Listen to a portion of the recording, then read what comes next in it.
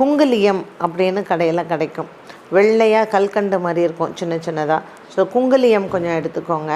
ரெண்டாவது வந்து நாட்டு மருந்து கடையில் வந்து பார்த்திங்கன்னா மகிழம்பூ காஞ்சது கிடைக்கும். அந்த காஞ்ச மகிழம்பூ அதை நீங்கள் கொஞ்சம் வாங்கிக்கலாம். ஸோ இந்த குங்குலியம், மகிழம்பூ, அடுத்தது வந்து மூன்றாவதாக வந்து பார்த்திங்கன்னா மருதாணியினுடைய பூ இருக்கு இல்லையா, அதை நல்லா காய வச்சுக்கோங்க.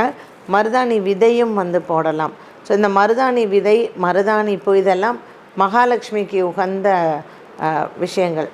ஸோ இதோடு சேர்த்து நமக்கு கடையிலேயே வந்து சில பொருள்கள் வந்து கொடுப்பாங்க. நீங்கள் சாம்பிராணியோடு சேர்ந்து ஆட் பண்ணிக்கலாம் அப்படின்ட்டுன்னு. ஸோ அந்த மாதிரி நீங்கள் நாட்டு மருந்து கடையில் கேட்டுக்கலாம்.